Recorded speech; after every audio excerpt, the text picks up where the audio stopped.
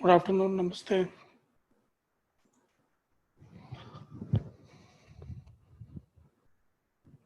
तो अभी अपन पहले पढ़ना चाहते हैं आज, ठीक है। पिछली क्लास में हमारी पढ़ाई कम हो पाई। Good afternoon to all. तो पिछली क्लास में मैंने एंगुलर डिस्प्लेसमेंट तक बात किया था। अब हम आगे बढ़ेंगे एंगुलर वेलोसिटी, ठीक है।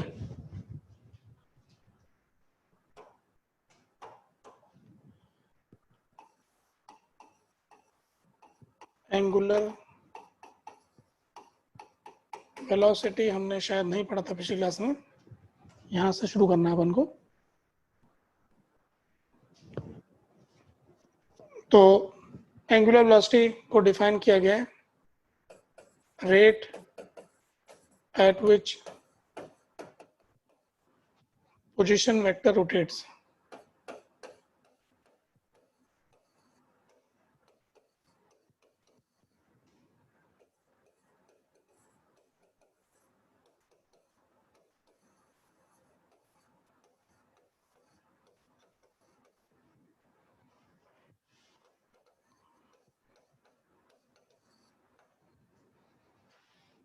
तो ओमेगा को एंगुलर वेलोसिटी का सिंबल है ओमेगा, और इसको हम लिखते हैं D theta by D T. Position vector किस रेट से रोटेट कर रहे हैं, ये एंगुलर वेलोसिटी बताती है, ठीक है। और इसका यूनिट हो गया रेडियन पर सेकेंड, और इसको डिग्री पर सेकेंड, रिवोल्यूशन पर सेकेंड इस तरह से बता सकते हैं। 1 revolution is equal to 2 pi radian, और 1 आरपीएम लिखा हुआ है, तो इसका मतलब है 1 रिवोल्यूशन पर मिनट। इसका मतलब हो गया 2 पाई रेडियन, इसको 60 से डिवाइड कर देंगे तो 2 पाई रेडियन पर सेकेंड, ऐसा होगा। या इसको rate of change of angular position भी कह सकते हैं। ये रेफरेंस लाइन है और ये पोजीशन वेक्टर है आर, और ये एंगल बना रहा है कोई थीटा, और इसके घूमने से ये थीटा चेंज हो रहा है, तो D theta by D T, ठीक है। और एंगुलर वेलोसिटी की जो डायरेक्शन है वो सेम है, omega is parallel to d theta. जो ओमेगा की डायरेक्शन है वही डी थीटा की डायरेक्शन है। अब डी थीटा और ओमेगा की डायरेक्शन फिर से देखते हैं कैसे तय होती है। जैसे मान लो कि ये कोई सर्कल है,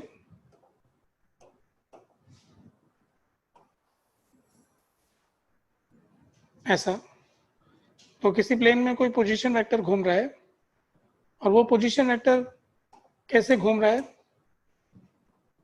उसकी बात करते हैं हम। तो ये position vector D theta angle से घूमा यहाँ पर, ये है डी थीटा, इस तरफ से इस तरफ, ऐसे। तो जिधर ये पोजीशन वेक्टर घूमता है अपना राइट हैंड उस प्लेन में रखेंगे, और जिधर पोजीशन वेक्टर घूम रहा है वैसे अपने राइट हैंड की फिंगर्स को घुमाएंगे, तो जो अंगूठे की डायरेक्शन है वो डी थीटा की डायरेक्शन है, यानी डी थीटा वेक्टर इधर है, और जिधर डी थीटा है उधर ही एंगुलर वेलोसिटी है। एंगुलर वेलोसिटी और डी थीटा की डायरेक्शन एक ही होती है, ठीक है। तो ये कन्वेंशन है हमारे मतलब हमने ऐसा मान रखा है, ऐसा है नहीं कि कुछ इस तरफ होता ही है। कोई और नया तरीका मानना चाहता है वैसे मान ले, ये सिर्फ एक्सप्रेस करने का तरीका है। ऑन पेपर हम एंगुलर वेलोसिटी को एक्सप्रेस करें तो पहले से रूल बना लेते हैं, फिर उस रूल से लोग वैसे ही उसका मीनिंग लगाते हैं, एक दूसरे से कम्युनिकेट करते हैं। तो जब ये पोजीशन वेक्टर ऐसे घूमता है तो उसके घूमने की रेट, ये डी टी टाइम में घूमा है, यहाँ पर टी टाइम पे था, तो यहाँ पर ये टी प्लस डी टी पर यहाँ पहुँच गया। तो डी टी टाइम में डी थीटा एंगल घूमा, तो किस रेट से घूम रहा है, तो D theta by D T. तो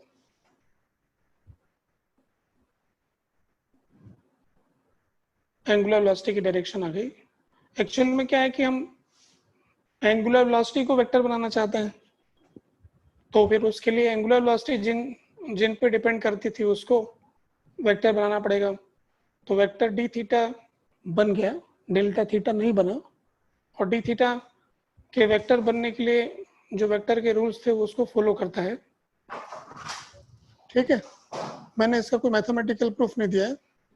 और डायरेक्शन के बारे में मैंने स्टेटमेंट दिया कि डायरेक्शन कोई समझने की चीज़ नहीं है, मानने की चीज़ है। जैसे अपन ने सिग्नल सिस्टम बना रखा है, तो रेड लाइट हम जलती तो उसका मतलब रुक जाना होता है, ग्रीन लाइट मैंने चलना होता है।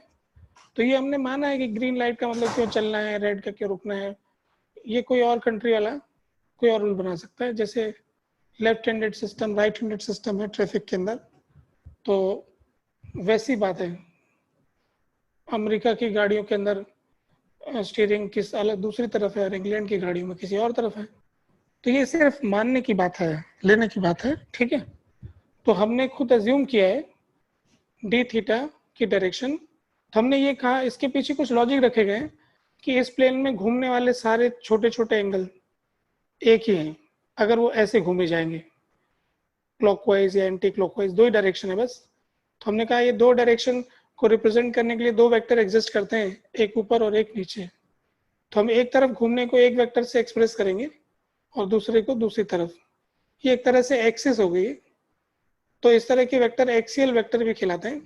ठीक है, कुछ जगह इसको सूडो वेक्टर भी कहते हैं कि झूठे वेक्टर हैं ये, मतलब वैसा है नहीं माना गया है।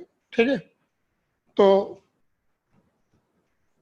खैर ये बात हो गई। तो हम तो यहाँ डेफिनेशन की बात करते हैं, डेफिनेशन पे कभी क्वेश्चन नहीं पूछते, डेफिनेशन को मानना होता है कि ऐसा है। ठीक है, तो क्योंकि डी थीटा की डायरेक्शन ऐसी है तो फिर ओमेगा का फार्मूला डी थीटा पे डिपेंड करता है, तो ओमेगा की डायरेक्शन आ गई। अब इसमें ये एक फार्मूला हमने एंगुलर वेलोसिटी का दिया कि rate at which position vector rotates. अगर ये पोजीशन वेक्टर उल्टा रोटेट करता है, जैसे कि अगर हम एक और दिखाएं तो एंगुलर वेलोसिटी उस हिसाब से हो जाएगी। तो उल्टा डायरेक्शन वाला और दिखा देते हैं एक डायग्राम। ये पोजीशन वेक्टर यहाँ था, फिर ये यहाँ ऐसे, ये डी थीटा ऐसे घूम रहा है, ये टी पे यहाँ था और टी प्लस डी टी पे यहाँ आ गया। तो राइट हैंड की फिंगर्स इस प्लेन में ऐसे टर्न करेंगे ऐसे, तो डी थीटा की डायरेक्शन नीचे आ रही, तो डी थीटा ऐसा हो गया और इसी डायरेक्शन में ओमेगा होगा। तो एंगुलर वेलोसिटी की डायरेक्शन वही जो डी थीटा की डायरेक्शन, और डी थीटा ये लिखा है T plus D T time, ये टी और ये टी प्लस डी टी, ये टाइम टी और ये टी प्लस डी टी, ये डी थीटा वेक्टर। ठीक है, तो 1 आरपीएम 1 रिवोल्यूशन पर मिनट, ये ओमेगा की एक यूनिट है, तो उसको रेडियन पर सेकंड में कन्वर्ट करना है तो 2π/60 से मल्टीप्लाई कर देंगे। अब मैं अगले पेज पे चलता हूँ, ये बात हो गई। ठीक है,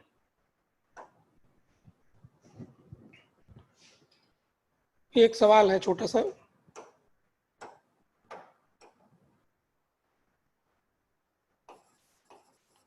when a particle moves in straight line,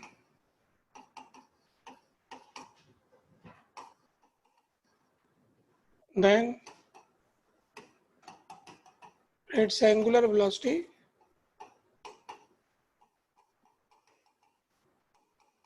is zero. True और फॉल्स।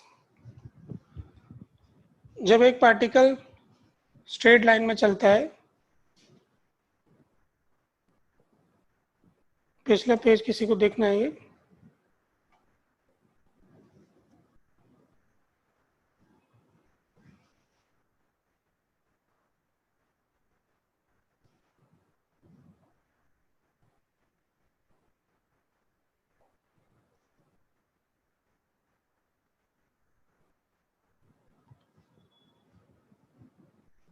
जिसके लिए वो स्ट्रेट लाइन में चल रहा है उस ऑब्जर्वर के लिए पूछ रहे हैं, है ना। तो कुछ लोग ट्रू कह रहे हैं, कुछ लोग फॉल्स कह रहे हैं। अब जवाब देखते हैं कि जवाब इसका क्या है, कैसे इसको करते हैं। ठीक है, इसको करने के लिए हमारे पास क्या है,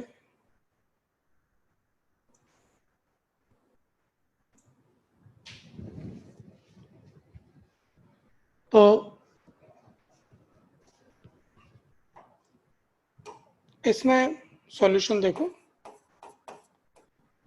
अगर मुझे इस सवाल का जवाब चाहिए तो इसमें आने वाली चीज ये है कि एंगुलर वेलोसिटी होती क्या है, पहले ये पता होना चाहिए।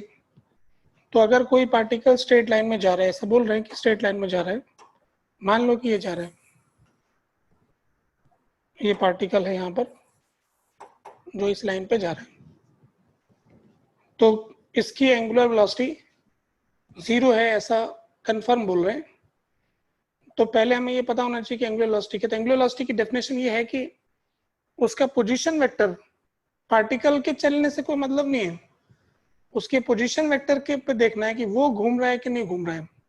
तो इस पर ये बात आ रही है कि पोजीशन वेक्टर तो इस बात पर डिपेंड करेगा कि ऑब्जर्वर कहाँ है। मान लो कि ऑब्जर्वर, एक ऑब्जर्वर 1 है जो यहाँ से देखता है, तो इसके चलने से इस पोजीशन वेक्टर का एंगल चेंज हो रहा है कि नहीं हो रहा है, ये वाला एंगल घूम रहा है, पोजीशन वेक्टर रोटेट कर रहा है। अगर एक ऑब्जर्वर यहाँ पर है जो इस लाइन के ऊपर ही आता है, इसका पोजीशन वेक्टर नहीं घूम रहा है इस ऑब्जर्वर के लिए, और एक ऑब्जर्वर कोई यहाँ पर आता है, उसके लिए भी पोजीशन वेक्टर घूम रहा है। अगर हम ध्यान से देखेंगे तो इसके लिए नहीं घूम रहा है, इसके लिए हम कहेंगे तो ये क्लॉकवाइज घूम रहा है, और इसके लिए देखेंगे तो एंटी क्लॉकवाइज घूम रहा है। यानी ये जो पार्टिकल यहाँ से यहाँ चला गया, जो यहाँ था और यहाँ चला गया, तो ये पार्टिकल जो जा रहा है उसकी एंगुलर वेलोसिटी अलग अलग पोजीशन पर बैठे ऑब्जर्वर के लिए अलग अलग है। वेलोसिटी के मामले में ऐसा नहीं होता है। अगर एक साइकिल जा रही है,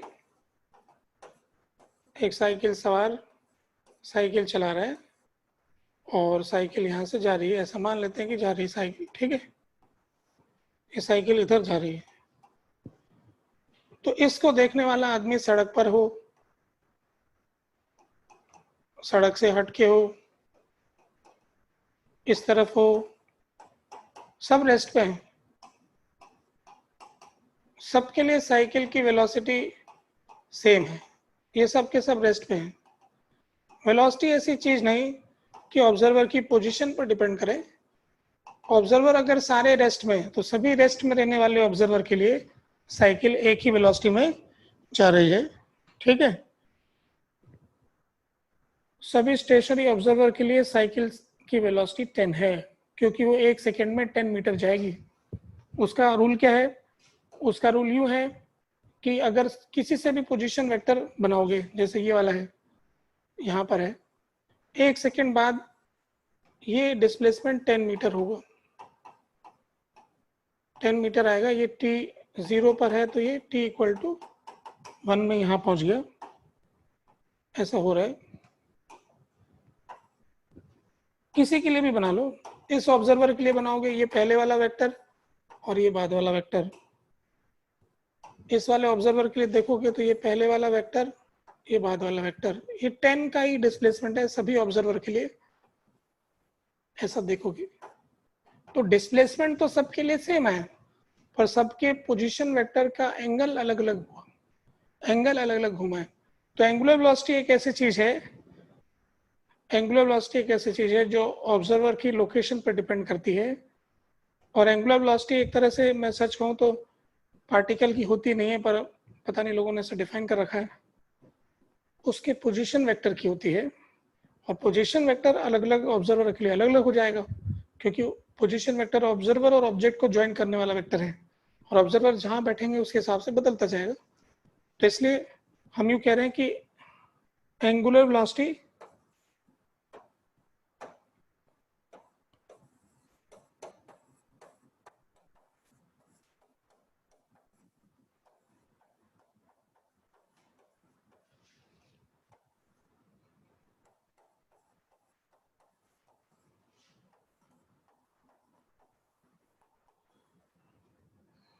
एंगुलर वेलोसिटी ऑब्जर्वर की पोजीशन पर डिपेंड करती है।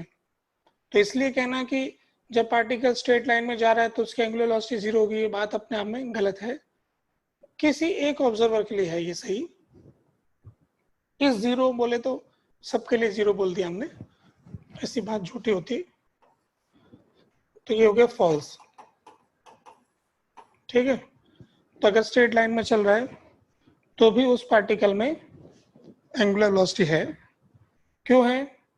क्योंकि उस पार्टिकल का पोजीशन वेक्टर घूम सकता है ऑब्जर्वर की पोजीशन के हिसाब से। वेलोसिटी के बारे में ये कंक्लूजन निकाला कि वेलोसिटी सभी स्टेशनरी ऑब्जर्वर के लिए एक जैसी होगी, क्योंकि डिस्प्लेसमेंट सबका एक जैसा है। ये वाला वेक्टर और ये वाला वेक्टर, ये इनिशियल ये फाइनल, ये है डिस्प्लेसमेंट, ये इनिशियल ये फाइनल, ये है डिस्प्लेसमेंट, ये इनिशियल ये है फाइनल, ये है डिस्प्लेसमेंट। सभी के लिए डिस्प्लेसमेंट यहाँ से लेके यहाँ तक का वेक्टर है, भले ये ऑब्जर्वर हो, चाहे ये ऑब्जर्वर हो, चाहे ये ऑब्जर्वर हो, चाहे ये ऑब्जर्वर हो, सबके लिए पोजीशन वेक्टर अलग अलग हो रहे हैं, पर डिस्प्लेसमेंट सबके लिए बराबर है। तो वेलोसिटी सबके लिए बराबर है इन सभी स्टेशनरी ऑब्जर्वर के लिए, पर इसमें एंगल सबका अलग अलग घूमा है, ये वेक्टर अलग अलग अमाउंट से घूमे हैं, इसलिए इन सब के लिए एंगुलर वेलोसिटी डिफरेंट है। तो वेलोसिटी ऑब्जर्वर की पोजीशन पे डिपेंड नहीं करती, ऑब्जर्वर की वेलोसिटी पे जरूर डिपेंड करेगी। अगर ये ऑब्जर्वर दौड़ने लग जाएगा तो इसकी वेलोसिटी डिफरेंट दिखाई देगी। ठीक है, यहाँ पर साइकिल के टायर मिट गए हैं, मान लेना। ठीक है, चलो। अगर ऑब्जर्वर चलेगा ना तो उसके लिए जरूर वेलोसिटी मूविंग ऑब्जर्वर के लिए डिफरेंट होगी, इसमें तो हम पहले से रिलेटिव मोशन पढ़ के आए हैं, ये बात तो है ना। हम ये कह रहे हैं कि उसकी पोजीशन पर डिपेंड नहीं करेगी। अब बात ये है कि स्ट्रेट लाइन में चलने वाले के पास भी एंगुलर वेलोसिटी है, तो उसका हिसाब कैसे लगाएं, इस पर आते हैं। तो एंगुलर वेलोसिटी का एक और कैलकुलेशन का तरीका देखेंगे। ये जो एंगुलर वेलोसिटी है उसको हम कैसे कैलकुलेट करें।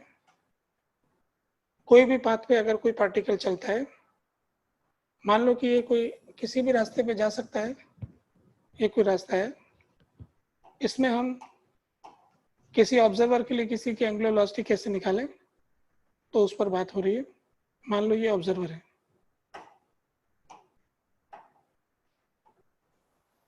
ये इसके लिए पोजीशन वेक्टर है, इस ऑब्जर्वर के हिसाब से ये पोजीशन वेक्टर है, और इसका वेलोसिटी वेक्टर इस तरफ है, पाथ के टेंजेंट के लॉन्ग वेलोसिटी हो जाएगा।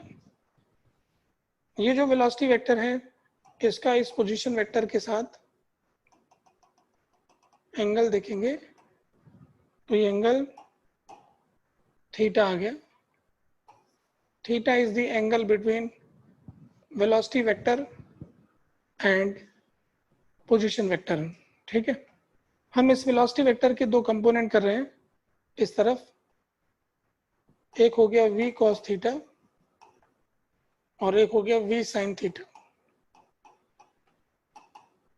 v cos थीटा और v sin थीटा, जो कंपोनेंट पोजीशन वेक्टर के पैरेलल आ रहे हैं इसी डायरेक्शन में आ गया, इसको हम कह रहे हैं v parallel, component of velocity parallel to position vector. और ये जो कंपोनेंट आ गया इसको हम कह रहे हैं v perpendicular, component of velocity perpendicular to position vector. ठीक है, ये जो पैरेलल वाला कंपोनेंट है ना, ये क्या कर रहा है, इस पोजीशन वेक्टर की लेंथ को चेंज करता है। तो हम यहाँ कहना चाहते हैं कि component of velocity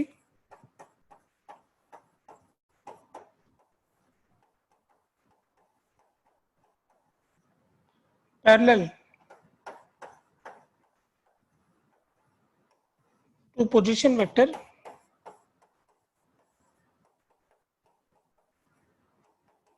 is responsible for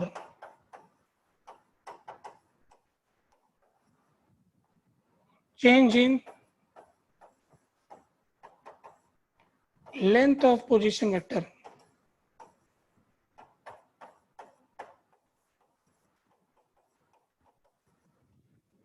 change in length of position vector, ये पोजीशन वेक्टर की लेंथ को चेंज करने वाला है।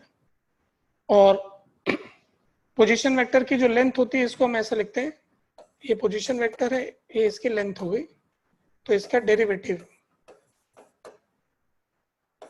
ये है v cos theta, v parallel is equal to v cos theta. ये हो गया rate of change of length of position vector, rate of change of length of position vector. Position vector की लेंथ में चेंज किस rate से हो रहा है, और इसको हम वेलोसिटी ऑफ सेपरेशन भी कहते हैं, क्योंकि ये पोजीशन वेक्टर की लेंथ बढ़ती जा रही है तो उस ऑब्जर्वर से दूर जा रहा है। So this is also called as velocity of separation, velocity of separation भी बोल सकते हैं इसको, वेलोसिटी ऑफ सेपरेशन। ठीक है, तो कोई भी पार्टिकल जब चलता है किसी कर्व पाथ पर तो उस पार्टिकल की कोई वेलोसिटी होती है, और अगर कोई ऑब्जर्वर उसको देख रहा है तो वहां से उसकी कोई पोजीशन आएगी।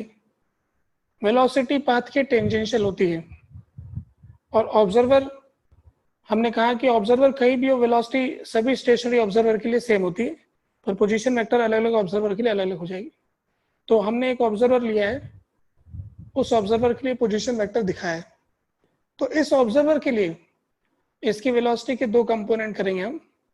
एक कंपोनेंट आ रहा है v cos थीटा, जो कि इस पोजीशन वेक्टर की लेंथ को चेंज करता है। ठीक है, और दूसरा कंपोनेंट v sin थीटा। ठीक है, अब ये v sin थीटा क्या करता है इस पर हम बात कर रहे हैं, तो वो क्या है, component of velocity perpendicular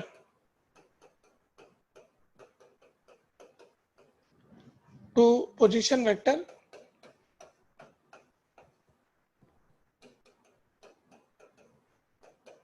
is responsible for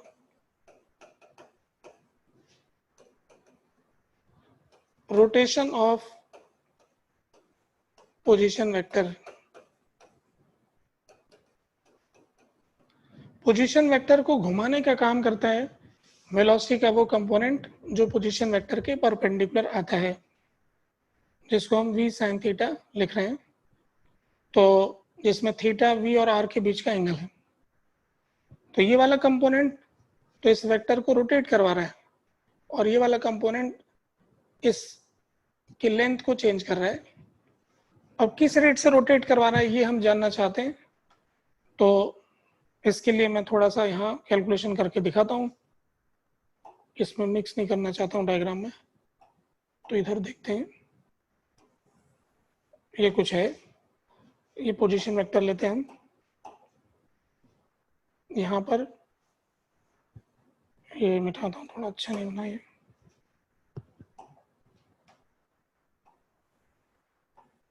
ये पोजीशन वेक्टर है। और ये पार्टिकल जो चला है अपनी तरफ से, मान लेते हैं कि डी टी टाइम में वी डी टी इसने डिस्टेंस ट्रेवल किया, वी डी टी। तो ये इसका बाद वाला पोजीशन वेक्टर हो गया।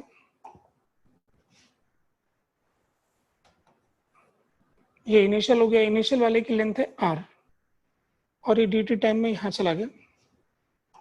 अब हम क्या कर रहे हैं कि इसको सेंटर मान के एक सर्कल के आर्क बनाते हैं ऐसे।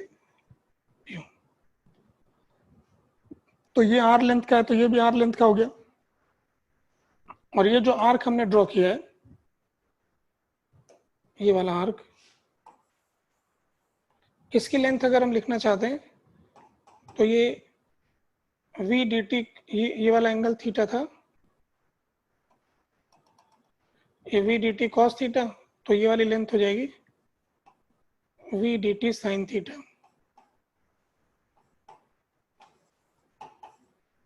ये वाला एंगल थीटा था, तो इस तरफ था v D T cos theta. तो ये राइट एंगल ट्रायंगल बन रहा है। इस राइट एंगल ट्रायंगल में ये वाला कंपोनेंट आ गया we D T sine theta.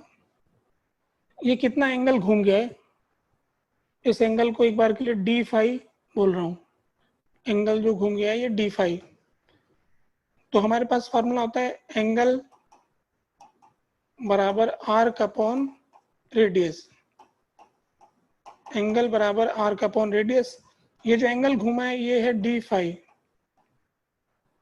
और आर्क की लेंथ है v D T sine theta, और रेडियस की जगह आर। तब ये d phi by D t, इस डी टी को इधर लेके जाएंगे तो हमें एंगुलर वेलोसिटी मिल जाएगी d phi by D t, क्योंकि इसने जो एंगल घुमा है वो डी फाई है डी टी टाइम में। तो वो आ जाएगा v sine theta by r, यानी ओमेगा की वैल्यू हो गई वी परपेंडिकुलर बाय आर। ये एक और फार्मूला आ गया जो वेलोसिटी और पोजीशन वेक्टर की टर्म्स में आया। अगर हमें पोजीशन वेक्टर की लेंथ पता है और पार्टिकल की वेलोसिटी पता है, तो हमें ये करना होगा कि वेलोसिटी का एक कंपोनेंट निकालना होगा जो पोजीशन वेक्टर के परपेंडिकुलर होगा, और उस पोजीशन वेक्टर की लेंथ से डिवाइड करना होगा। तो एंगुलर वेलोसिटी हो गया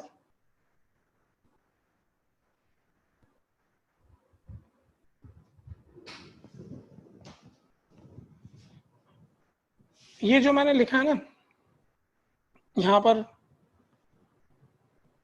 हमारे पास कोई जूम करने का नहीं होता ना।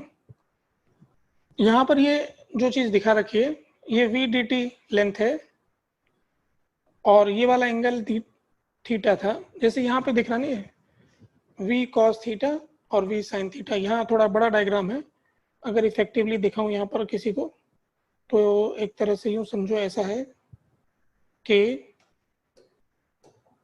ये जो एक तरह से यहीं तक का लेंथ मानो आप, इसको और आगे खींच सकते हैं। तो ये हो जाएगा वी डी टी, इसने यहाँ से यहाँ तक चला, इसका कंपोनेंट इधर हो गया वी डी टी, यानी V sine theta into D T हो गया परपेंडिकुलर डायरेक्शन में। V sine theta D T time में परपेंडिकुलर डायरेक्शन में कितना चला, V sine theta into D T, और इधर वाली डायरेक्शन में V cos theta into D T. ये V cos theta D T, ये V sine theta D T, इसका रिजल्टेंट ये हो गया। ठीक है, तो लेंथ ऑफ आर्क एक तरह से इसकी जो वेलोसिटी है इंटू डी टी कर दिया, perpendicular velocity into D T. तो V D T sine theta, ये लेंथ ऑफ आर्क हो गया अपॉन रेडियस, और डी टी को इधर लेके चले गए। तो ये यहां से आ गया कि पिछले वाले पेज में जाना है।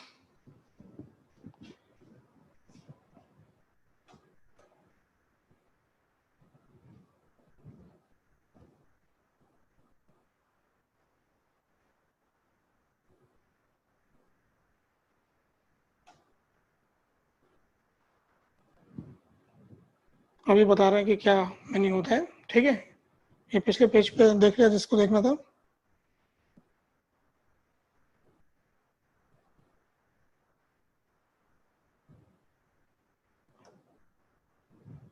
यहाँ पर ही आ गया।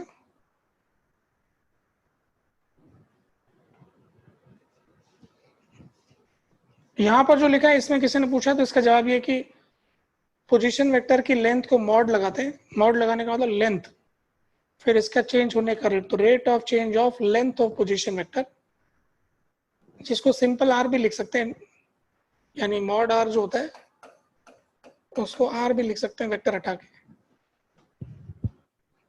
अभी इसके अंदर जो मैंने कैलकुलेशन किया है, आर्क इसको सेंटर मानते हैं जब सर्कल बनाएंगे ना। ये आर्क तो ऐसा नहीं कि सर्कल की आर्क है, ये वाली आर्क तो ऐसे टेढ़ी भी हो रही है थोड़ी सी ऐसे, मतलब ये पोजीशन वेक्टर यूं है और डिस्प्लेसमेंट ऐसे कहीं है। तो हम इस डिस्प्लेसमेंट के दो कंपोनेंट कर रहे हैं, V D T cos theta और V D T sine theta ऐसे।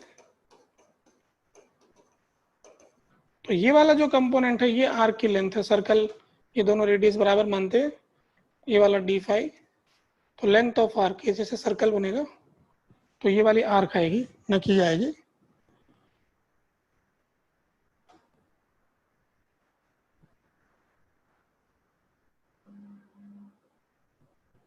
मैं इसके आगे बढ़ता हूँ, ठीक है। तो एंगुलर वेलोसिटी का एक फार्मूला हमको मिल गया कि एंगुलर वेलोसिटी जो है वो D theta by D T तो है ही।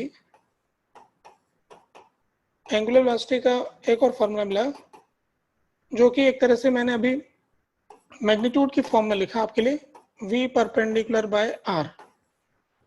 और v परपेंडिकुलर क्या है, पोजीशन वेक्टर के परपेंडिकुलर आने वाला वेलोसिटी वेक्टर, ये v है, ये एंगल थीटा है, तो ये वाला जो है v साइन थीटा, ये है v परपेंडिकुलर।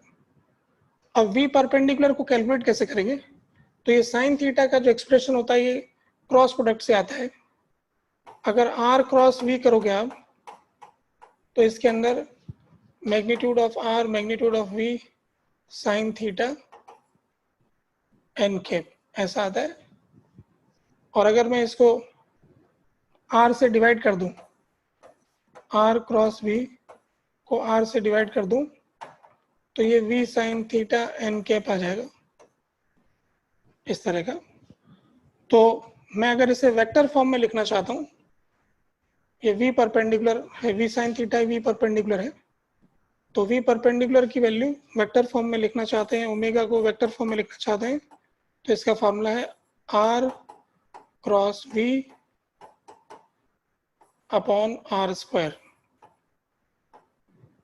ये हो गया एक और फॉर्मूला, और ये हो गया ऐसे, और जिसमें सिर्फ मैग्नीट्यूड निकालना है वो ये हो गया। तो अब आपके सामने एंगुलर वेलोसिटी का डायरेक्शन निकालने के लिए ऐसा आ गया। पिछला पेज किसी को देखना है,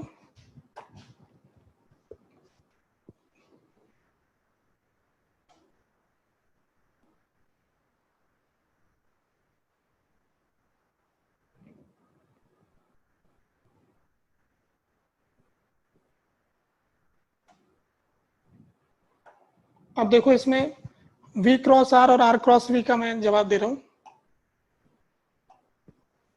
ये पोजीशन वेक्टर है इस तरह से,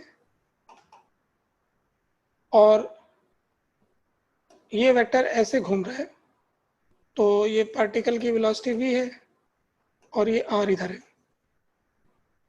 तो जब ये पार्टिकल यूं जाएगा तो ये पोजीशन वेक्टर ऐसे घूमेगा ऐसे इस तरह से। तो मैं इसका एंगुलर वेलोसिटी की डायरेक्शन देखूंगा तो एंगुलर वेलोसिटी नीचे की तरफ आ रही है, ठीक है। ओमेगा की डायरेक्शन नीचे आएगी जब ये पोजीशन वेक्टर ऐसे घूमेगा, और r क्रॉस v की डायरेक्शन भी नीचे ही आती है। दो वेक्टर का क्रॉस प्रोडक्ट लोगे तो इस प्लेन में अगर मैं आपको दिखाऊं r क्रॉस v बना के, ये है r वेक्टर और ये है v वेक्टर। मैं इस v वेक्टर का टेल उठा के यहाँ लेके आ गया हूँ। अब इन दोनों का क्रॉस प्रोडक्ट देखेंगे तो r क्रॉस v की डायरेक्शन नीचे आती है, तो आर क्रॉस वी की डायरेक्शन वही है जो ओमेगा की है, इसलिए आर क्रॉस वी की डायरेक्शन वही है जो ओमेगा की है, इसलिए आर क्रॉस वी हमने लिखा है। तो अगर आपको कभी भी एंगुलर वेलोसिटी पोजीशन वेक्टर और वेलोसिटी से कैलकुलेट करनी है तो ऐसा आ जाएगा, और थीटा की टर्म्स में कैलकुलेट करनी है तो D theta by D T से आ जाएगा। और यहां से अगर हम एक्सप्रेशन देखें इस तरफ तो हमारे पास ये फॉर्मूला आ रहा है कि v perpendicular is equal to omega r, यानी एंगुलर वेलोसिटी को अगर पोजीशन वेक्टर से मल्टीप्लाई करते हैं तो उससे वेलोसिटी का एक कंपोनेंट आता है जो है परपेंडिकुलर कंपोनेंट, यानी v is not equal to omega r, v perpendicular is equal to omega r, ये ऑलवेज, ये सच्ची बात है। जब हम सर्कुलर मोशन का केस करते हैं तो उस केस में क्या होता है कि सर्कुलर मोशन में v और r हमेशा परपेंडिकुलर होते हैं, ये r है ये v है, ये हमेशा परपेंडिकुलर रहते हैं। तो सर्कुलर मोशन में v बराबर ओमेगा आर पूरा पूरा वेलोसिटी को बताता है, क्योंकि उसके अंदर पोजीशन वेक्टर की लेंथ चेंज नहीं हो रही, तो पैरेलल वाला कंपोनेंट जीरो है। तो हम ये कह सकते हैं कि v perpendicular is omega r, है ना, ये हमेशा होगा। ओमेगा इंटू आर करके आप वेलोसिटी का परपेंडिकुलर कंपोनेंट निकाल सकते हो, परपेंडिकुलर कंपोनेंट को r से डिवाइड करके एंगुलर वेलोसिटी का मैग्नीट्यूड निकाल सकते हो, D theta by D T से एंगुलर वेलोसिटी निकाल सकते हो। ठीक है, ये बेसिक फॉर्मूला है।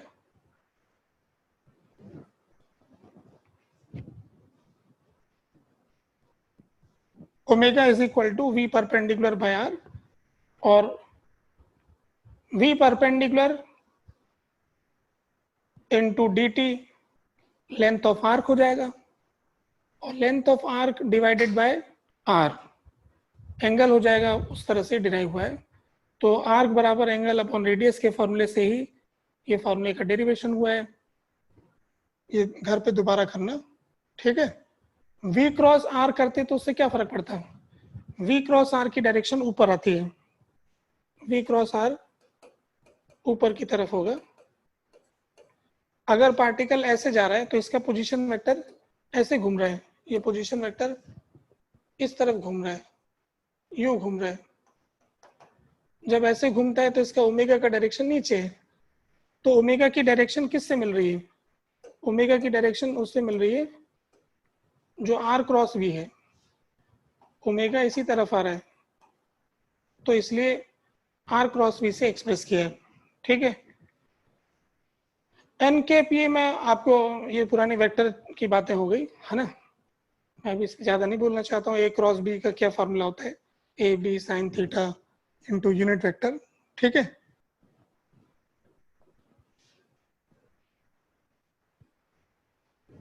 और ओमेगा की डायरेक्शन नीचे कैसे है, तो ये पोजीशन वेक्टर जिधर घूमता है, अपने राइट हैंड की फिंगर्स को घुमाइए तो अंगूठा जिधर जा रहा है वो उसकी डायरेक्शन हो जाएगी।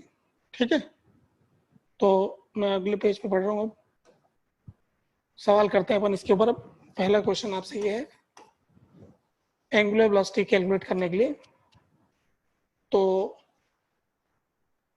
एक पार्टिकल स्ट्रेट लाइन में जा रहा है, उसकी वेलोसिटी 10 मीटर पर सेकेंड है, और ये ऑब्जर्वर है एक,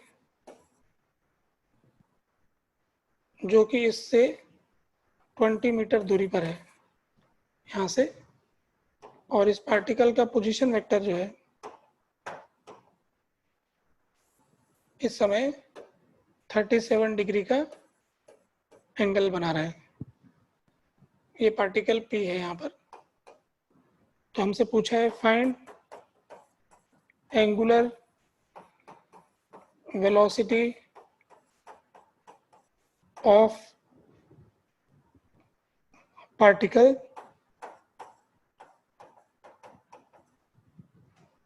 for observer O। at shown instant। जिस समय हमने ये दिखा रखा है उस इंस्टेंट पर इस पार्टिकल की एंगुलर वेलोसिटी क्या होगी, ठीक है।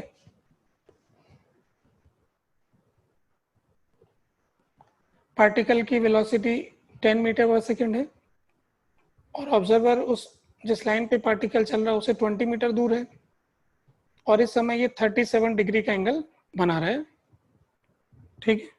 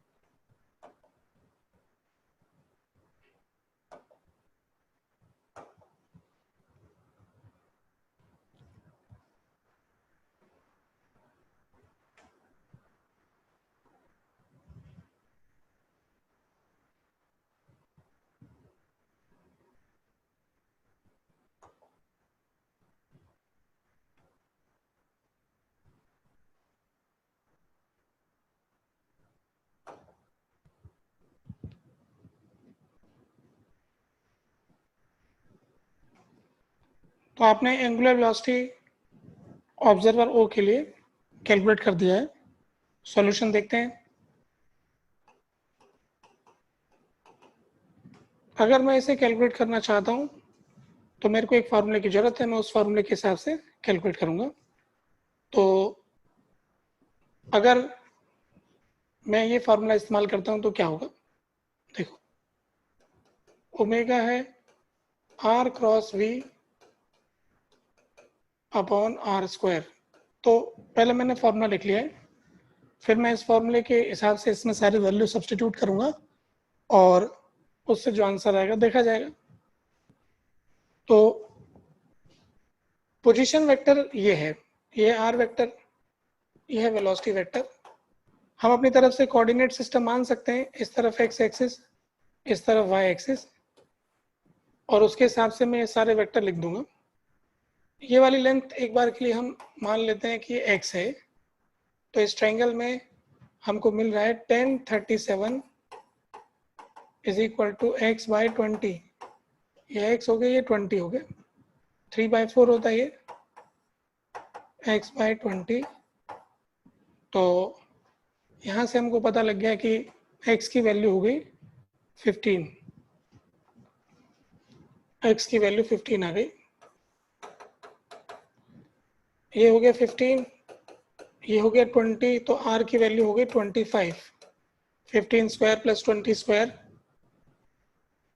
ठीक है, इज इक्वल टू 25 का स्क्वायर। अब मैं यहाँ पर आने वाली क्वांटिटीज को वेक्टर के साथ लिखने जा रहा हूँ। तो पोजीशन वेक्टर जो है वो है 15 i के और 20 j के। वेलोसिटी वेक्टर जो है वो है 10 i के और पोजीशन वेक्टर की जो लेंथ है वो है 25। अब मैं इसमें रख देता हूँ, जो आना है आ जाएगा। 15 i के 20 j के क्रॉस 10 i के डिवाइडेड बाय 25 का स्क्वायर। तो इसको आगे सॉल्व करते हैं हम। तो यहाँ से हमारे पास में i क्रॉस i तो 0 होता है, j cross i minus k होता है, और ये हो गया 200। तो 200 डिवाइडेड बाय 25 इंटू 25 माइनस के। तो ये ऊपर आ गया 8 और नीचे आ गया 25, ऊपर नीचे 4 से मल्टीप्लाई किया तो 0.32 आ गया। तो ओमेगा इज इक्वल टू 0.32 और डायरेक्शन हो गई माइनस के। विद डायरेक्शन हमारा आंसर आ गया। तो ये है x, ये है y और ये है z। तो माइनस के केप का मतलब अंदर की तरफ, तो एंगुलर वेलोसिटी है अंदर की तरफ। 0.32 का यूनिट क्या है? रेडियन पर सेकेंड। मीटर में ऐसा ही सिस्टम में चल रहे हैं तो आंसर भी ऐसा ही में आएगा। तो 0.32 रेडियन पर सेकेंड इसकी यूनिट हो गई, इसकी डायरेक्शन हो गई इनवर्ड्स, ठीक है। और हम ऐसा भी देख सकते हैं पोजीशन वेक्टर ऐसे घूमेगा, ऐसे, तो उधर फिंगर्स को घुमाएंगे तो अंगूठा अंदर की तरफ जा रहा है, तो ये इनवर्ड हो गया। और डायरेक्टली निकालना चाहते हैं ओमेगा, तो ये है v परपेंडिकुलर बाय r। तो ये वाला एंगल 37, तो इधर आगे बढ़ेंगे तो ये एंगल 53, तो ये वाला एंगल 53, 10 cos 53, इधर परपेंडिकुलर वाली डायरेक्शन में 37 हो गया, तो ये होगा 10 cos 37। तो यहाँ रख देंगे 10 cos 37 डिवाइडेड बाय 25। तो अब इसकी वैल्यू 4/5 हो गया ना, तो 40/4/5 10 cos 37 इस तरफ आ गया, और इसकी वैल्यू हो जाएगी 40/125। तो इससे आगे सॉल्व कर लेंगे, ऊपर नीचे 8 से मल्टीप्लाई कर लेंगे तो नीचे 1000 आ जाएगा और ऊपर 320 आ जाएगा, तो ये 0.32 आ रहा है, ठीक है।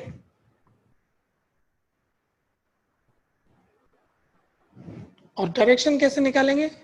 ये वेक्टर ऐसे घूमा, इसके आगे बढ़ने से ये वेक्टर ऐसे क्लॉकवाइज घूम रहा है, तो हमारी फिंगर्स को क्लॉकवाइज घुमाएंगे, ऐसा आएगा। जिस प्लेन में पोजीशन वेक्टर घूमेगा उस प्लेन के परपेंडिकुलर ही ओमेगा होगा, चाहे इधर हो चाहे उधर हो। अब देखना है कि पोजीशन वेक्टर यूं घूम रहा है कि यूं घूम रहा है, ऐसे घूम रहा है तो इस हिसाब से ये आ गया, ठीक है। तो एंगुलर वेलोसिटी इस पार्टिकल की आ गई 0.32, जो पहले काफी लोगों का आया है, ठीक है। फिर इसके बाद देखो अगला सवाल,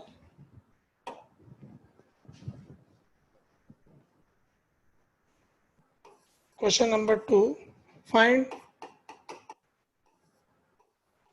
एंगुलर वेलोसिटी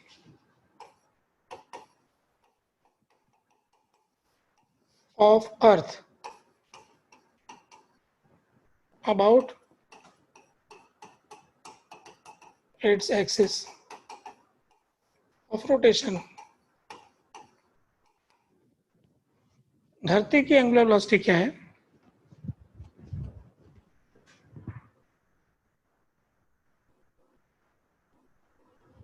अगर XY प्लेन में पार्टिकल चलेगा और ऑब्जर्वर भी XY प्लेन में है तो पोजीशन वेक्टर XY प्लेन में आएगा, तो एंगुलर वेलोसिटी की डायरेक्शन के केप में ही आएगी, प्लस या माइनस, ठीक है।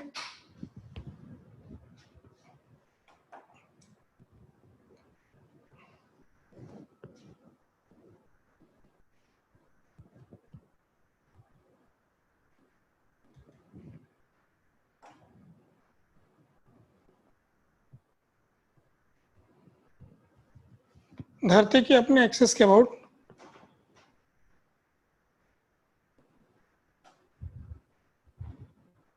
यानी धरती के एक्सिस के ऊपर से आप देखोगे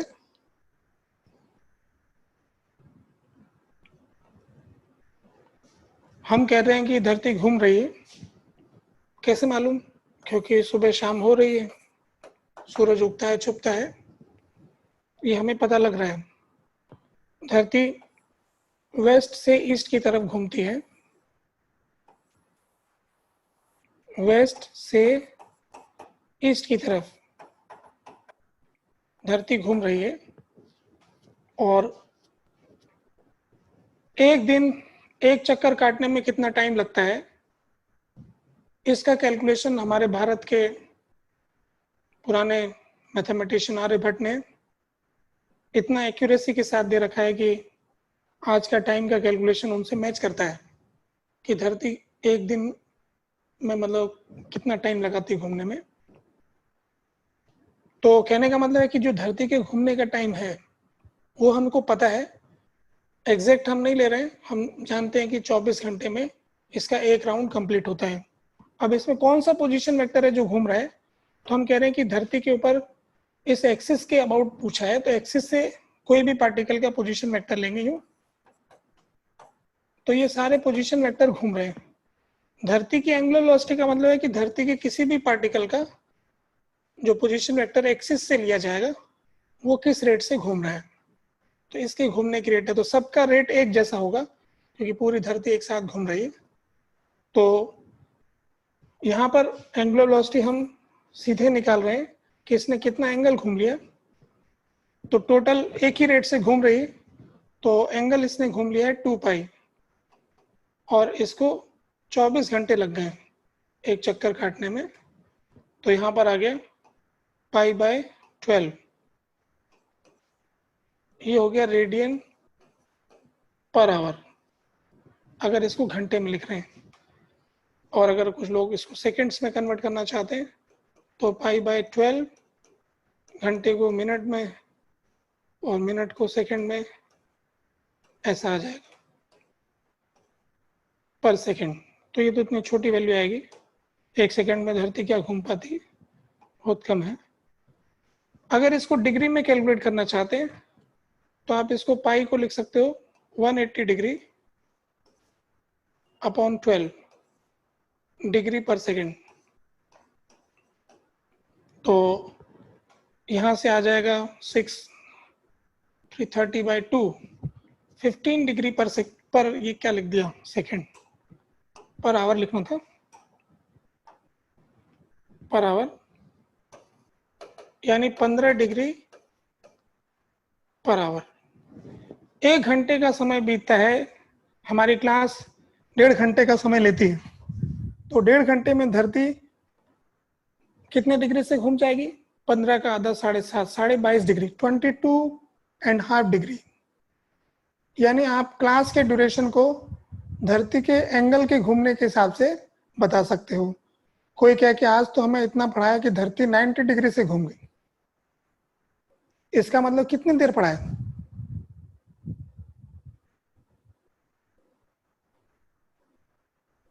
6 घंटे, 15×6 = 90, 6 घंटे तक पढ़ाया।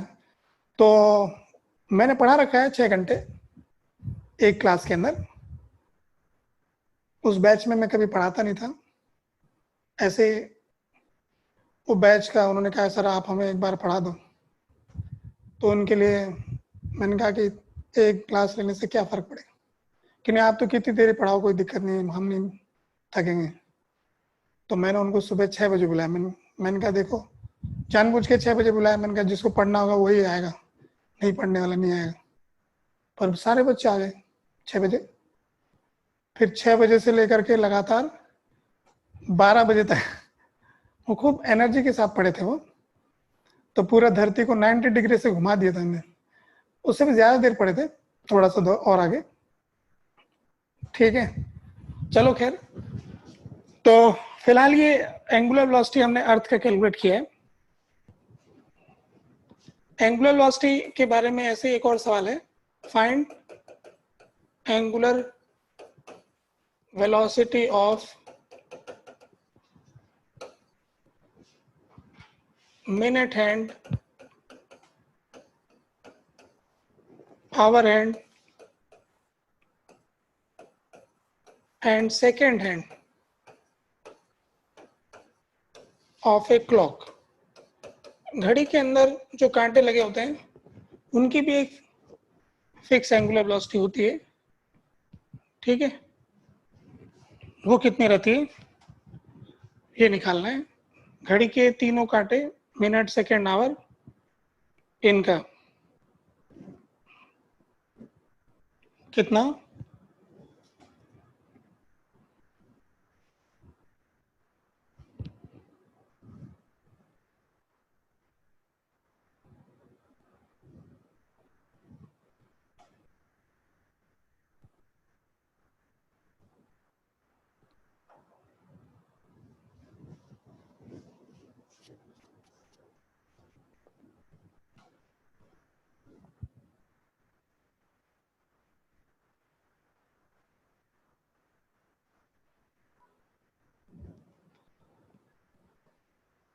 अगर यहाँ पर हमने जो यूज किया ना पिछले साल में, क्योंकि वो एक जैसा है इसलिए बड़े एंगल के लिए भी यूज हो जाएगा।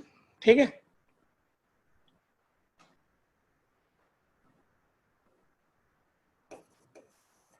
वैसे तो हमको dt टाइम में कितना एंगल घुमा वो निकालना होता है, पर वो हर dt टाइम में बराबर एंगल घूम रहा है, तो इसलिए हम बड़ा एंगल लेकर के बड़ा टाइम लेकर के डिवाइड करेंगे तो वो एंगुलर वेलोसिटी हर इंस्टेंट की आएगी, क्योंकि वो एक है। अभी यहाँ पर मिनट एंड, आवर एंड और सेकेंड हैंड की बात करते हैं। तो जो घड़ी के 3 कांटे होते हैं उनमें से सबसे तेज चलता है सेकेंड वाला कांटा। सेकेंड, मिनट और आवर ऐसे थोड़ा साइज में छोटे बड़े बनाते हैं। अच्छा, एक बात ये कि सिर्फ 12 बजे ही ये तीनों एक लाइन में आते हैं और कभी नहीं आते। ठीक है, 12 बज गए, तो 12 बजे एक ऐसा टाइम है जिसमें घड़ी के तीनों कांटे एक लाइन में रहते हैं। इसके अलावा इसमें ऐसा और कोई टाइम ही नहीं कि ये तीनों कांटे एक लाइन में आ जाए। तो ये तीनों का एंगुलर वेलोसिटी अलग अलग है, एक आवर वाले का है, एक मिनट वाले का है और एक सेकंड वाले का है। ऐसे घड़ी जैसे घूमती है उस डायरेक्शन का नाम लोगों ने कह दिया क्लॉकवाइज। जो ऐसे घूमेगा वो क्लॉकवाइज, जो इसका उल्टा घूमेगा वो एंटी क्लॉकवाइज। तो अब मैं निकाल रहा हूँ सबसे पहले सेकंड हैंड के लिए ओमेगा ऑफ सेकंड हैंड। तो सेकंड हैंड ने का जो 1 मिनट के अंदर एक चक्कर काट लेता है, तो 2 पाई एंगल इन 60 सेकेंड्स, यानी कि पाई बाय 30 रेडियन पर सेकेंड। और पाई होता है 180 डिग्री, 180 को 30 से डिवाइड करेंगे तो 6 डिग्री पर सेकेंड। इसका मतलब ये होता है कि घड़ी के अंदर जो मार्क बने होते हैं वो 6-6 डिग्री पर होते हैं, ऐसा हमें समझ में आया। ऐसे घड़ी में मार्किंग की होती है, तो वो एक मार्क से दूसरे मार्क को ऐसे कनेक्ट करोगे आप, ऐसे खूब सारी लाइनें बनी होती है, तो किन्हीं भी दो मार्क के बीच का एंगल जिसको अपन 1 सेकेंड कहते हैं, ये आ रहा है 6 डिग्री। यहाँ का एंगल 6 डिग्री है, हर 1 सेकेंड में 6 डिग्री घूमता है। तो ये ओमेगा सेकेंड एंड आ गया। फिर ओमेगा मिनट, मिनट एंड का निकालेंगे तो उसका एक चक्कर काटने में 1 घंटा लगता है। 1 मिनट एंड जो है 60 मिनट के अंदर एक चक्कर कंप्लीट करेगा, तो 60 मिनट आ जाएगा। यहाँ पे 1 मिनट था, यहाँ पे 60 मिनट हो गया, तो 60 मिनट, तो ये हो गया पाई बाय 30 रेडियन पर मिनट। इसको सेकंड में कन्वर्ट करेंगे तो इसको 60 से और मल्टीप्लाई कर देंगे, तो पाई बाय 1800 रेडियन पर सेकंड। फिर ये 180 हो गया, यानी कि 0.1 डिग्री पर सेकंड। 1 सेकंड में 0.1 डिग्री घूम जाता है।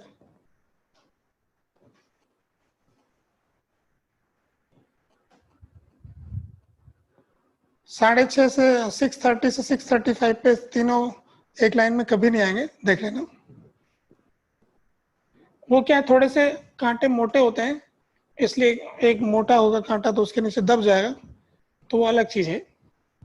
एग्जैक्टली हम इनको लाइन मान रहे हैं और ये तीनों लाइनें बराबर नहीं आएंगी 12 बजे के अलावा, है ना।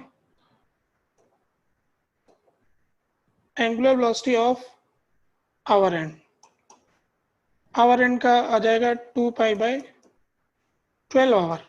12 घंटे होते हैं कि एक चक्कर पूरा हो जाता है, तो ये यहाँ पर आ जाएगा pi by 6 radian per hour, pi by 6 radian per hour.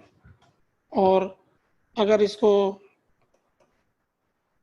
Convert करना है सेकंड्स में, तो आवर को कन्वर्ट करना पड़ेगा मिनट में, मिनट को सेकंड में, तो इतना आएगा रेडियन पर सेकंड। ठीक है, अब कोई ये कह सकता है कि भाई हमने एंगल बड़ा यूज किया है, एंगुलर वेलोसिटी जैसे अगर आपको कहें कि एक ही वेलोसिटी से पार्टिकल जा रहा है, एक गाड़ी है एक ही वेलोसिटी से जा रही है और यहाँ पहुंच गई, इसने डिस्टेंस ट्रेवल किया 20 मीटर और इसको टाइम लग गया 4 सेकेंड, तो इसकी वेलोसिटी क्या है? तो आप ये करोगे कि पूरा डिस्प्लेसमेंट डिवाइडेड बाय 4, क्योंकि हर समय एक ही स्पीड से जा रही है, तो चाहे हम बड़े इंटरवल के लिए निकालें छोटे इंटरवल के लिए निकालें वो बराबर आएगा। अगर हम ये बड़ा थीटा लेते हैं तो उसका नाम एवरेज एंगुलर वेलोसिटी, जैसे हम यहाँ पर कैलकुलेट कर रहे हैं वो सही मायने में हम लगा रहे हैं delta theta by delta T. ये फॉर्मूला होता है एवरेज एंगुलर वेलोसिटी का। Average angular velocity is given by formula delta theta by delta T. क्योंकि एंगुलर वेलोसिटी सेम है तो जो ओमेगा है वो उसी के बराबर है, एवरेज के बराबर। जब गाड़ी एक ही स्पीड से चलती है तो वही उसकी स्पीड है, एवरेज स्पीड भी वही है। ठीक है, तो ये घड़ी के कांटे के बारे में बात हो गया। 1 घंटे में कितना एंगल घूम जाता है अगर देखोगे तो 30 डिग्री घूम जाएगा। ठीक है, यहाँ पे 180, तो घंटे वाला कांटा 1 घंटा जब बीतता है यानी हर नंबर के बीच में 30 डिग्री का, तो ये घड़ी में जो घंटे के नंबर लिखे होते हैं 12, फिर इसके बाद में 1 2 3, तो हम ये जानते हैं सारे 30 डिग्री पर होते हैं। फिर ये 90 हो जाता है, 30 डिग्री 30 डिग्री 30 डिग्री, तो हर 2 नंबर के बीच में ऐसा आ रहा है। ओमेगा की वैल्यू ओमेगा एवरेज के बराबर।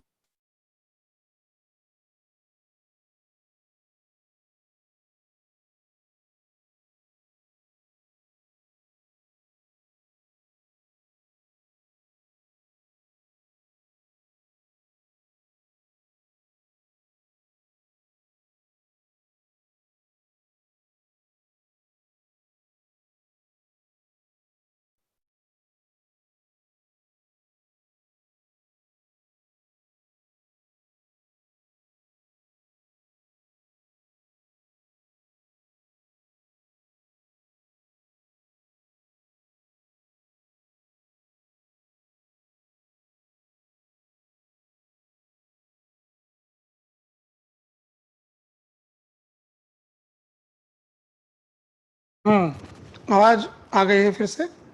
ठीक है, तो मैं बस यूँ कहना चाह रहा था कि अगर कोई आदमी की इनकम रोज वो 100 रुपीज़ कमाता है तो उसके इसका मतलब ये हो गया कि उसकी एवरेज इनकम भी 100 होगी और डेली की इनकम भी 100 होगी। पर किसी दिन 50 रुपीज़, किसी दिन 200, किसी दिन 60, तो total income divided by total days से उसकी एवरेज इनकम आएगी। ऑन एन एवरेज वो डिफरेंट आएगी जो रोज की इनकम है, और रोज एक जैसा कर रहा है तो एवरेज भी वही होगा और किसी एक दिन का इनकम भी वही होगा। वैसे ही जब ये बराबर बराबर एंगल से घूम रहे हैं तो इसका एवरेज एंगुलर वेलोसिटी भी वही होगा जो इसकी एंगुलर वेलोसिटी। तो हमने इफेक्टिवली जब यूज कर रहे हैं कि total angle upon total time, तो ये बेसिकली हमने एवरेज एंगुलर वेलोसिटी का फॉर्मूला यूज किया है।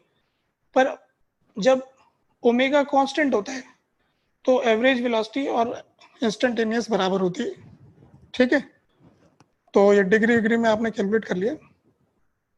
अब मेरे हिसाब से एंगुलर एक्सेलरेशन की, एंगुलर वेलोसिटी के बारे में मैंने काफ़ी बातें बता दी है।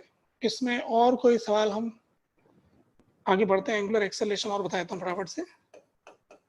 एंगुलर एक्सेलरेशन ये क्या होता है? ठीक है, एंगुलर एक्सेलरेशन को डिफाइन किया है रेट ऑफ चेंज ऑफ। अच्छा, मेरे दिमाग में एक सवाल और आ गया, मैं एक सवाल और करना चाहता हूँ, कर लेते हैं। वो ये क्वेश्चन है,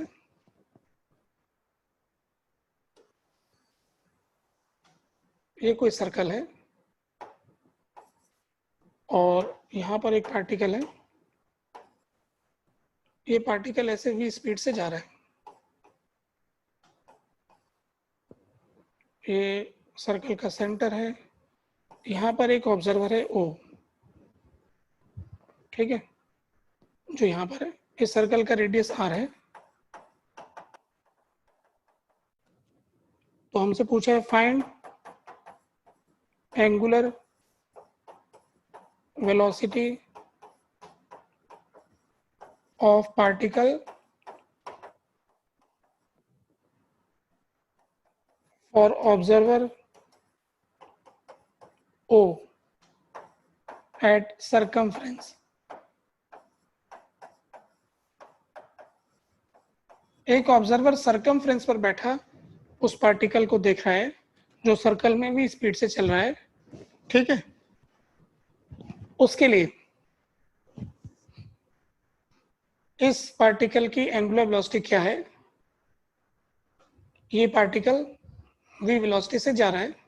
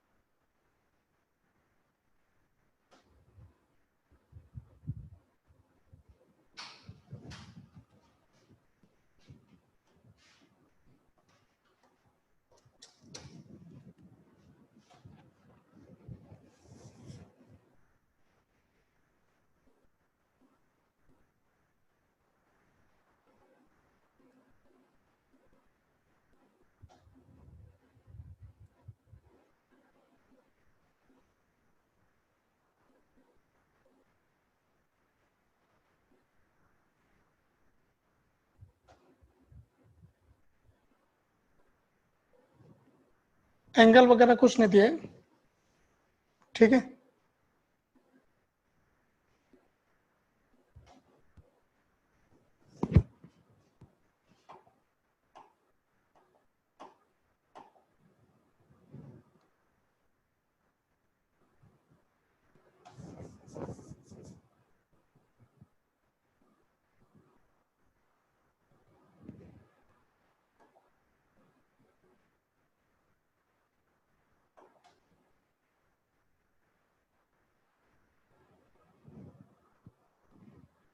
अब मैं बताता हूं क्या होगा।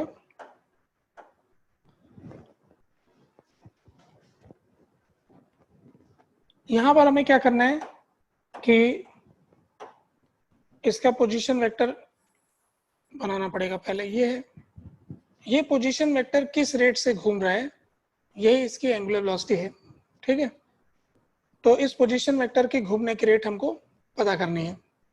इसे पता करने के लिए हमें एक फार्मूला है हमारे पास, हम चाहें तो फार्मूला लगाएं। वो फार्मूला ये है कि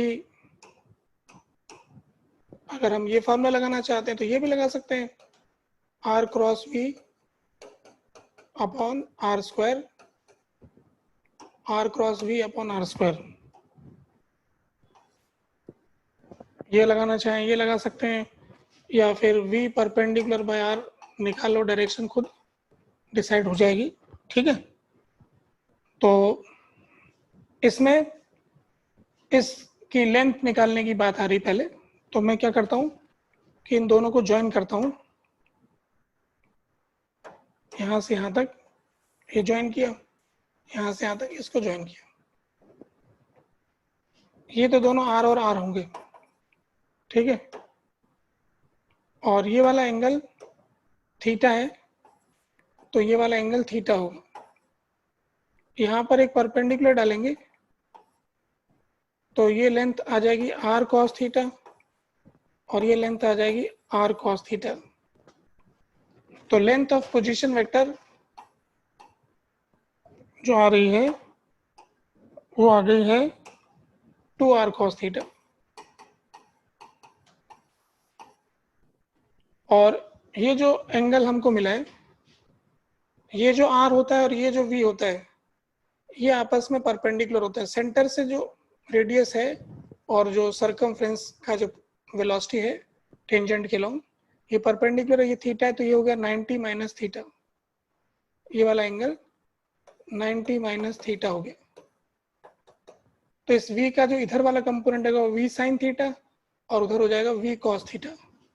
तो v परपेंडिकुलर की वैल्यू हो गई v cos थीटा, तो ओमेगा की वैल्यू हो गई v परपेंडिकुलर बाय r, यानी कि v cos theta divided by 2r cos theta, यानी कि v bye 2r, v bye 2r इसका आंसर हुआ। और ये थीटा से इंडिपेंडेंट है, यानी कि किसी भी जगह हो ये, इस ऑब्जर्वर के लिए अगर ये v स्पीड से चल रहा है तो इसका ओमेगा v बाय 2r आएगा। दूसरा मेथड ये है इसी को देखने के लिए कि हम ये जानते हैं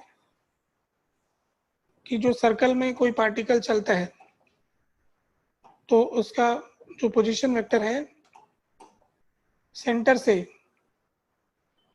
और एक है सरकमफ्रेंस से, ये तो हो गया सेंटर से, ये हो गया सरकमफ्रेंस वाला पॉइंट, तो उनमें एंगुलर वेलोसिटी में क्या रिलेशन है देखो, ये v है और ये r है। मैं यहाँ पर एक रेफरेंस लाइन दिखा रहा हूँ, ये रेफरेंस लाइन हो गई। अगर ये वाला एंगल θ1 मान ले और ये वाला एंगल θ2 मान ले, तो हम ये कह सकते हैं कि angular velocity about centre is dθ1 by dt, और उसके लिए v पूरा का पूरा परपेंडिकुलर है, तो वो तो हो जाएगा v बाय r। और angular velocity about o dθ2 by dt के बराबर होगा। ये θ1 किस रेट से चेंज हो रहा है, ये एंगुलर वेलोसिटी सेंटर के अबाउट है, और θ2 किस रेट से चेंज हो रहा है, ये इस सरकमफ्रेंस वाले पॉइंट के अबाउट है।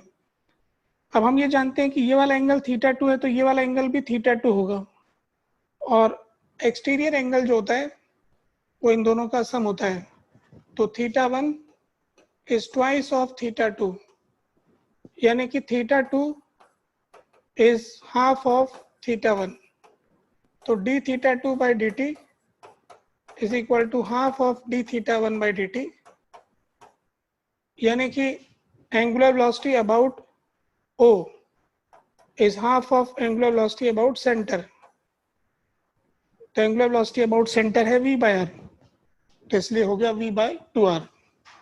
ये हमने पहले आपने पढ़ा होगा, ज्योमेट्री के अंदर एक प्रॉपर्टी होती है कि कोड का एंगल सेंटर पे जितना होता है उसका आधा एंगल सरकमफ्रेंस के किसी पॉइंट पर होता है। यही वो वजह है कि यहाँ पर ऐसा हो रहा है कि सेंटर के अबाउट जो एंगुलर वेलोसिटी है वो है v बाय r, सरकमफ्रेंस के किसी पॉइंट के अबाउट वही angular velocity v bye 2r के बराबर आएगी। ठीक है, तो ये इसमें हमने देखा। ये रिजल्ट मैंने एक मतलब कुछ फेमस चीजें हैं इसलिए मैंने ये एग्जांपल मुझे था, ये किताबों में सवालों में भी है ये, और ये प्रॉपर्टी पर बेस्ड है। बाकी जिसको भी फॉर्मूला आता है, ये थ्योरी आती है, कोई भी नया सवाल आ जाए वो कर सकता है। मैं तो इस चीज को एस्टेब्लिश करना चाहता हूँ कि हम हमारी जो बेसिक डेफिनेशन है वो कैपेबल है, और डेफिनेशन ही हमें रास्ता देती है। जब हम ये लिख लेते हैं तो हमें ये सोचना है कि मुझे वेलोसिटी का परपेंडिकुलर कंपोनेंट निकालना है, तो इसलिए मुझे ढूंढना पड़ेगा कि जो पोजीशन वेक्टर है ये और ये जो वेलोसिटी है उसका वो कंपोनेंट जो इसके परपेंडिकुलर आता है वो ढूंढना होगा। तो उसके लिए मानने की हिम्मत रखनी होगी। जो 11th क्लास के स्टूडेंट को दिक्कत आती है वो ये है कि वो मानता नहीं है,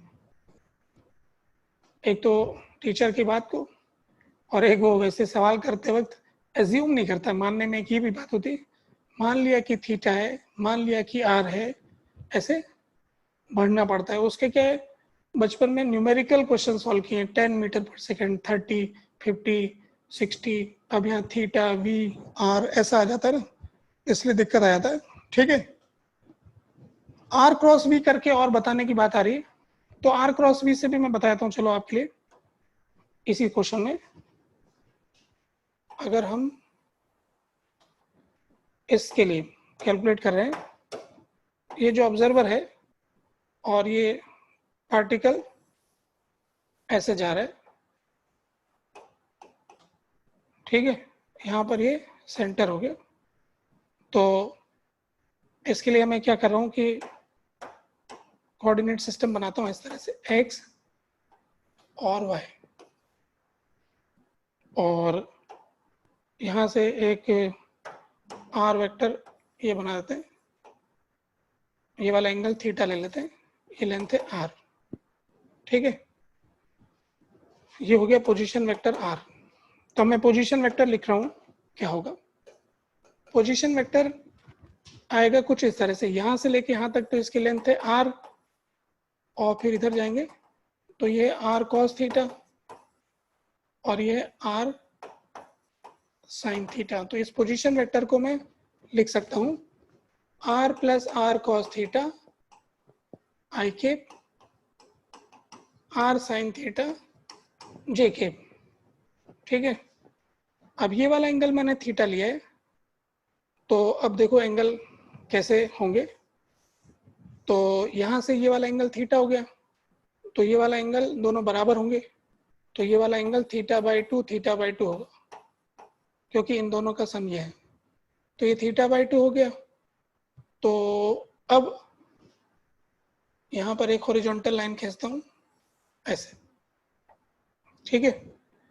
तो ये पूरा एंगल, अच्छा थीटा बाई 2 की भी जरूरत नहीं पड़ रही किसी को, तो ऐसा कर लेते हैं, मेरे को जरूरत नहीं पड़ रही, शायद मैं ना करूँ ऐसा।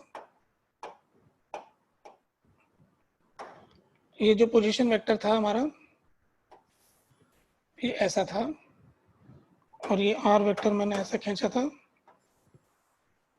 ठीक है। ये वाला एंगल थीटा है, तो ये पूरा एंगल थीटा होगा, इधर वाला जरूरत पड़ रही है ना। ये थीटा हो गया, तो ये पूरा एंगल मुझे मिल गया थीटा, तो ये 90 माइनस थीटा होगा, ठीक है। यहाँ पे काम चल जाएगा 90 माइनस थीटा, ताकि मैं वेलोसिटी का कंपोनेंट कर पाऊँ। तो ये वाला एंगल थीटा है, तो ये पूरा एंगल थीटा होगा। ये पोजीशन वेक्टर और वेलोसिटी वेक्टर परपेंडिकुलर है, तो ये 90 माइनस थीटा हो गया, तो ये वाला एंगल थीटा हो गया।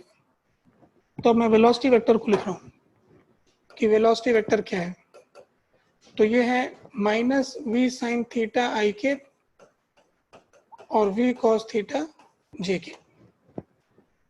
अब मेरे को आर वेक्टर की लेंथ और चाहिए, तो इन दोनों का स्क्वायर करके ऐड करना है, r plus r cos theta का स्क्वायर आर साइन थीटा का स्क्वायर इसका अंडर रूट। तो जो भी एक्सप्रेशन आएगा वो आपके सामने है। यहाँ पर हो जाएगा आर स्क्वायर और r square cos square theta r square sine square theta, ये हो जाएगा r square 2 r square cos theta, ऐसा आ जाएगा। कुल मिला के जो हम ज्योमेट्री से कर रहे हैं ना, वो सब कुछ आ जाएगा वैसा का वैसा ही। यहाँ पर 2 आर स्क्वायर कॉमन आ गया, 1 प्लस कॉस थीटा, तो ये आ जाएगा 2 कॉस थीटा बाई 2, तो यहाँ से आ जाएगा 2 आर कॉस थीटा बाई 2, ये आर का मैग्नीट्यूड आ गया। अब मुझे आर क्रॉस वी और निकालना है, तो आर क्रॉस वी जो मैं यहाँ लिखने जा रहा हूँ, तो यहीं से कर रहा हूँ क्रॉस प्रोडक्ट। तो इसका इसके साथ क्रॉस प्रोडक्ट करेंगे, तो पहले इसका इसके साथ करेंगे, 0 आएगा, इसका इसके साथ कर लेंगे तो आई क्रॉस जे के हो जाएगा। तो ये होगा r plus r cos theta into v cos theta के, और फिर इसका नंबर आएगा जे क्रॉस आई, ये माइनस के होगा, माइनस माइनस प्लस हो जाएगा, तो ये आ रहा है plus r into v sine square theta के। तो यहाँ से हमारे पास में के कॉमन आ गया, और यहाँ पर हो गया आर वी कॉस थीटा और r v cos square theta plus r v sine square theta, तो ये हो जाएगा आर वी के। इसमें से हम कॉमन ले लेंगे आर वी, और ये आ रहा है 1 प्लस कॉस थीटा, तो 1 प्लस कॉस थीटा हो जाएगा 2 कॉस स्क्वायर थीटा बाई 2 के में। अब हम इस फार्मूले पे आ जाते हैं ओमेगा के अंदर। तो हमारा फार्मूला था r cross v on r square. R cross v की value 2rv cos square theta by 2 के आर स्क्वायर, तो ये हो जाएगा 4r square cos square theta by 2, तो वही आ गया v बाय 2r।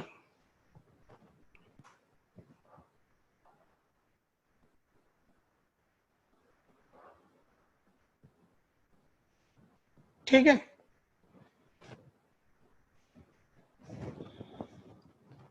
ये वाला एंगल थीटा है, तो ये वाला एंगल थीटा है, यहाँ से यहाँ तक का ये लाइन और ये लाइन हॉरिजॉन्टल लाइन है, ये थीटा, तो ये 90 माइनस थीटा, तो ये ऊपर वर्टिकल लाइन के साथ थीटा, तो इसका इधर वाला कंपोनेंट हो गया v cos थीटा, फिर इधर हो गया v sin थीटा, तो v cos theta j cap में आ गया, v sin theta minus i cap में आ गया।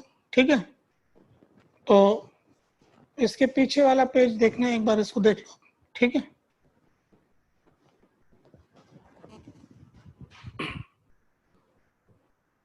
एच.सी. वर्मा की थ्योरी हमें पढ़नी चाहिए कि नहीं, तो उसका जवाब ये है कि पढ़नी चाहिए। कब पढ़नी चाहिए, कैसे पढ़नी चाहिए, तो उसका एक जवाब ये है कि कुछ लोग चाहें तो चैप्टर कंप्लीट होने के बाद रीडिंग लगा लें, और कुछ लोग चाहें तो पहले और बाद में रीडिंग लगा लें। दो तरीके हैं, या तो जब हमने पढ़ा दिया उसके बाद रीडिंग लगा लो, और या फिर ऐसा करो कि पहले रीडिंग लगाना, फिर लेक्चर अटेंड करना, फिर लास्ट में फिर से रीडिंग लगाना, ये सबसे बढ़िया है। तो ऐसा कर सकते हैं 2 बार रीडिंग लगाने में, ज़्यादा मोटी किताब नहीं है, थ्योरी के हिसाब से देखोगे तो पतली सी किताब है। HCV के सवाल करने के बाद, शीट के सवाल करने के बाद, फिर आप चाहो तो NCERT की रीडिंग लगाओ। ठीक है, पूरा चैप्टर कंप्लीट होने के बाद NCERT की रीडिंग लगा सकते हो। और पिछला पेज को देखना चाह रहा था, देख लो।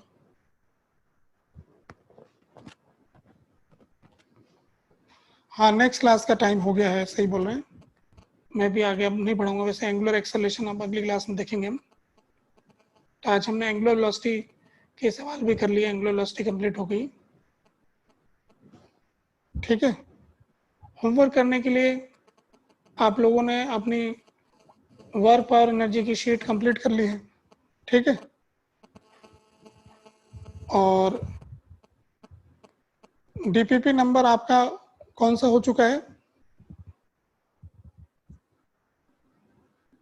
B10 तक आप कर चुके हो, एक B11 कर लो आप, है ना, B11 नंबर का DPP कर लो, HLP वाले सवाल कर लो वर्क पावर एनर्जी में। ठीक है, और इरोडो का अपन देखेंगे आगे, मतलब अभी थोड़ा सा मैं इसमें आगे बढ़ाऊंगा, फिर मैं दे दूंगा सवाल इरोडो की भी। ठीक है, अभी मैं यहीं पे रोक लेता हूँ। प्रोटो के भी क्वेश्चन करते हो आप लोग, कर सकते हो। अभी थोड़ा सा यूँ मान लो कि किसी भी टॉपिक, किसी अच्छी किताब के सवाल करने का मकसद क्या होता है कि हम अब जैसे कहते हैं ना, अच्छे बड़ा युद्ध लड़ने जा रहे हैं, तो पहले हमारी पूरी ट्रेनिंग हो चुकी है, हम छोटे मोटे युद्ध जीत चुके हैं, तो हमें बड़ा जंग लड़नी है। तो पहले बेसिक सब एंगुलर वेलोसिटी क्या होती है, सबके फॉर्मूले, थोड़ी बहुत मैथमेटिकल कैपेबिलिटी, ये सब कुछ डेवलप कर लो, एकदम दिमाग में सारे रूल भरे हुए होने चाहिए। फिर हम जा करके किसी कठिन सवाल वाली कोई बुक होगी उस पर अटैक करेंगे। वो लोग कहते हैं कि रूडो कठिन है या क्रोटो है, तो इन क्वेश्चंस पे हम बाद में अटैक करेंगे। ये क्वेश्चन कौन से हैं? ये एक तरह से अगर इरोडो की बात करेंगे तो इरोडो रशियन ओलंपियाड में कुछ सवाल आए हैं पुराने टाइम में। रशिया के अंदर जो यूनिवर्सिटी में बुक्स में सवाल थे, वहीं के प्रोफेसर थे, उन्होंने बनाए, और उसी के कुछ क्वेश्चन HCV में भी हैं, अपने शीट में भी कन्वर्टेड हैं क्वेश्चंस। तो अगर कुछ लोग डायरेक्टली नहीं कर रहे हैं तो इनडायरेक्टली हो रहे हैं शीट के अंदर। जैसे HLP के कुछ क्वेश्चन हैं वो वहीं से मिले हुए हैं, शीट में भी अपन ने डिस्कस किए हैं क्वेश्चन, उसमें से कुछ सवाल हैं। ये भी जो मैंने क्वेश्चन पूछा है ये भी इरोडो से में होना चाहिए शायद। ठीक है, मैं अभी यहीं पर लास्ट पेज देखना है, ये लो।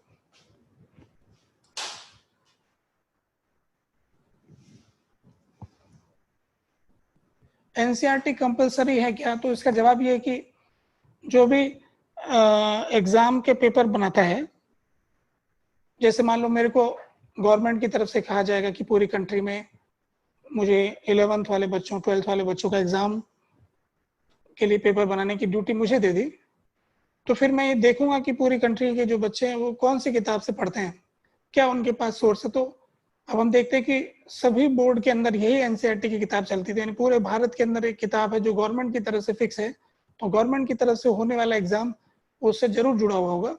इसलिए हमको एनसीईआरटी की रीडिंग लगानी चाहिए। एनसीईआरटी की छोटी मोटी बात, खासकर मेडिकल के बच्चों के लिए तो बहुत ज़्यादा कीमती है, क्योंकि वो उसमें कोई सवाल लाइन टू लाइन आ ही जाता है। और आईआईटी वाले बच्चों के लिए क्रिएटिविटी का रोल ज़्यादा होता है, कोई बुक से वो कर लेगा ऐसा नहीं है। अगर उसको रूल डेफिनेशन क्लियर है और मैथमेटिकल कैपेबिलिटी है तो वो कर सकता है। ठीक है, मैं अब यहाँ पे होमवर्क के बारे में मैंने आपको बता ही दिया है कि एक डीपीपी और बढ़ा लिया हमने। ठीक है, मैं यहीं रोकता हूँ, मेरी भी आगे क्लास है, आपकी भी क्लास है। सिंगेज किताब वगैरह अच्छी है किताब, है ना। मैं यहीं पे रोकता हूँ। HLP के 11 तक डिस्कस करने को कहा था मैंने पहले, तो आप HLP के और क्वेश्चन कर सकते हो जो उसमें शायद 24 के आसपास हैं। HLP के क्वेश्चन कर लो और DPP कर लो। ठीक है, यहीं रुकता हूँ।